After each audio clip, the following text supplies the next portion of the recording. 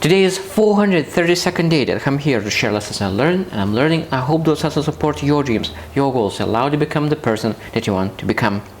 Today I want to speak about one big word. When you think about it, when you want to achieve great things in life, we need to master one word, and that is self.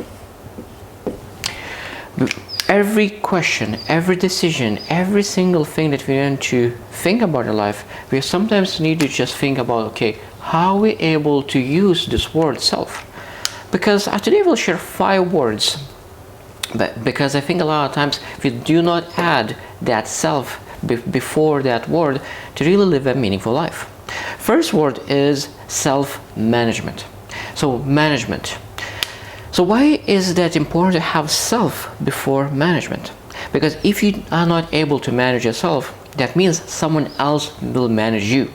That means when you think about self-management, that means that you're able to design your plan, organize your ideas. So that means you're able to design your life.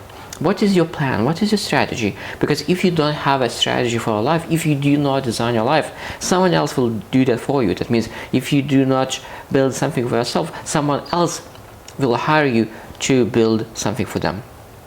So self-management is essential. Second word is self-discipline.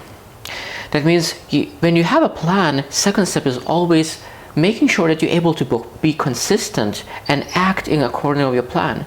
You need to be very consistent. You need to be able to master your habits. So that means you need to have self-discipline. You need to do the things that you don't want to do.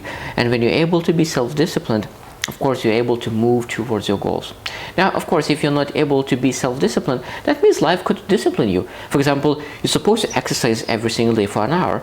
I love this saying that if you do not give your health at least 1 hour a day, one day your health will require 24 hours because you didn't allocate time. A lot of times people lose their health because they don't allocate 1 hour a day, 30 minutes a day, just to maintain their health. And a lot of times they waste their health for the things that they want to achieve, and after that the health requires all 24 hours. So you need to be really understanding where we use our discipline, and we always need to make sure that we use self-discipline to make sure to move forward.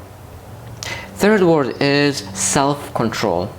That means that of course when you have a self-discipline, next step is self-control. And self-control is showing that when you have temptations, really want to do something bad, eating some sugar, smoking, drinking, I don't know, like call what kind of control you need to have, what kind of bad habits do you have, what kind of temptations do you have. So that means you need to have some kind of control. You don't want to have external control when something is saying that you're not supposed to do that. So some control could be like not steal. So that means it's self-control doing that. So that means you're not supposed to steal because that's sometimes other people take an easy way, and that means that a police will come and will take control over you. So that means put it in jail. So that means you always need to have self-control to really live a life that without regrets.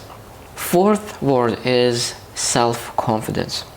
It's interesting because when I think about confidence, you want to make sure that you build your confidence internally. Because if you have that confidence externally, if people say, oh, like, you're doing amazing, and you start to believe that you're doing amazing because other people said that, that means that if they will start to change their mind because they don't like what you're doing at the moment, and they will say, oh, you're doing terrible job, what will happen? That means you lose the confidence? No, you need to build up yourself. And then those first 3 words, self-management, self-discipline, and self-control, will allow you to build self-confidence, because you know that you design your plan, you do what you said to do, you're consistently doing that, and you are controlling yourself and running away from temptation. And then, of course, that boosts your confidence. And the last word that I would love to share is self-worth. Now again, do you allow other people to put worth on you? Because of course, when you think about material things, that people could say, okay, this watch is 5,000. Another person say, like, maybe there's a 50,000 to watch, because every single person has subjective view on specific thing. So that means different kind of people will have subjective view. Some person will value a lot. Some person will say that, oh, you do not value at all.